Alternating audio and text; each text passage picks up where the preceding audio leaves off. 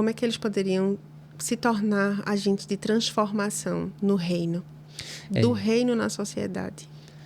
É entendendo quem ele é. Eu acredito que o primeiro passo é você saber quem você é, a sua identidade. Porque você sabendo sua identidade, tudo vai a partir disso, sabe? O jovem, eu acredito que ele tem que ter muito firme os seus valores, quem ele é e por que está aqui. Então, nós temos um propósito em estar aqui. Ele tem que saber muito claro o seu propósito em estar. Porque ele sabendo o seu propósito, ele vai se comportar de uma maneira adequada, ele vai falar de uma maneira adequada, ele vai agir de uma maneira adequada, porque ele sabe que o que ele está fazendo, falando, pensando e agindo é para a glória de Deus. E aí, quando as outras pessoas percebem isso, vai ter um respeito pouco a pouco sendo criado, vai ser uma referência para outros jovens, porque a gente escuta bastante jovem de contexto de faculdade, de trabalho, de escola, tudo está complicado. Mas aí, quando realmente complica mesmo, ele procura o jovem crente. É verdade. Ele procura ele.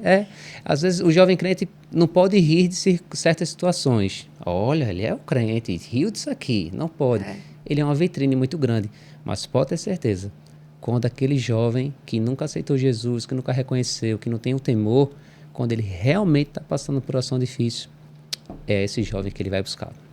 E aí acho que entra a história do não separar o secular e o sagrado. Perfeito. Né? Porque ele precisa entender, como você falou, quem ele é e levar aquela essência dele para onde ele está inserido. É uma coisa que a gente até estudou nos nossos encontros, que Daniel, ele foi para a Babilônia, ele estava na Babilônia, valores diferentes, alimentação diferente, ele estava lá na Babilônia, mas ele sabia quem ele era.